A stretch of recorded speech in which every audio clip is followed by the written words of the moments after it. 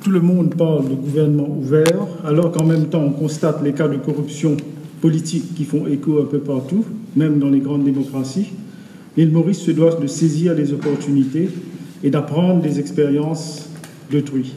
C'est de bon augure du fait que déjà le gouvernement a mentionné les principaux éléments d'un gouvernement ouvert dans son manifeste électoral.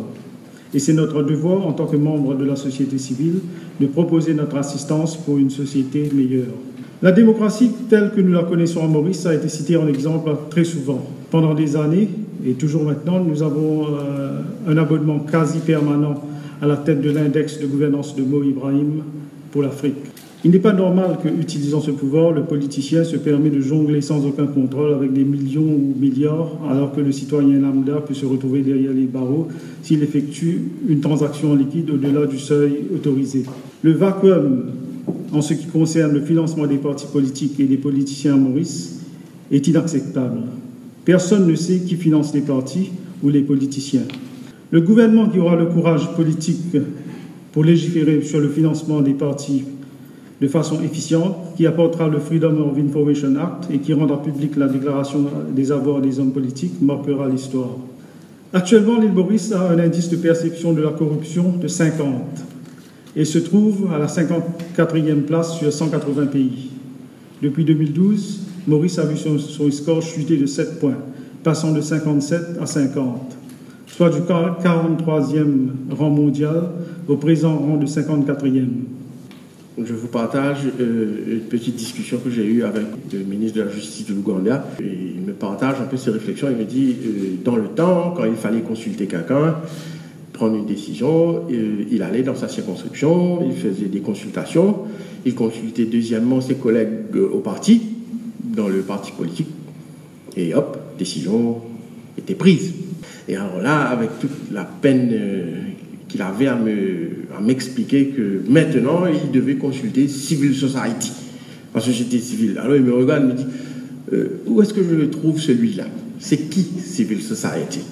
Moi aussi, je me pose la question, comment fait-on pour consulter la société civile? Comment fait-on pour consulter Transparency? Enfin, je te connais, Rajan, personnellement, mais jusqu'aujourd'hui, je ne sais pas sur quoi Transparency se base pour dire que je suis 50e ou 54e, premier de la classe ou dernier de la classe.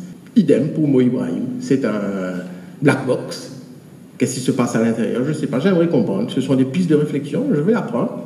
Je suis confiant que nous allons faire bien et mieux.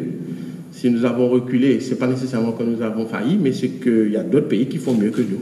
Aussi simple que ça. Le modèle de gouvernance est en évolution, ça a toujours été en évolution, mais le processus de consultation doit toujours se faire, mais comment le faire? Et quand nous parlons aussi, deuxièmement, de facteurs de confiance, qu'est-ce qui fait que la Cour suprême, que le citoyen a confiance dans la Cour suprême? Je ne sais pas, c'est une perception. Probablement parce que les audiences sont publiques, mais nous assistons à une légère érosion, probablement, parce que la société est en constante évolution. Un fonctionnaire qui travaille dans un département public, qu'est-ce qui fait que le citoyen... quels sont les facteurs de confiance vis-à-vis de ce fonctionnaire? C'est qu'il a été probablement choisi après concours, après entrevue, sur dossier, par une commission indépendante, que ce soit la PSI ou la DFSI. C'est ça les facteurs de confiance. Est-ce que ces mêmes facteurs de confiance ont les mêmes valeurs aujourd'hui, 2018, ou en 2030? Est-ce que ce sera pareil? Il suffira de dire aux citoyens ou à la société civile, ah ben non, cette nomination ou la promotion, etc., a été faite par la PSI. Donc, qui dit PSI dit facteur de confiance. J'ai plein de questions comme ça. À Maurice aussi, nous avons un modèle de gouvernance où auparavant on disait si vous avez des questions, ben on ira au Parlement poser des questions au gouvernement. Est-ce que ça suffit? Vous avez confiance que l'opposition pose les bonnes questions?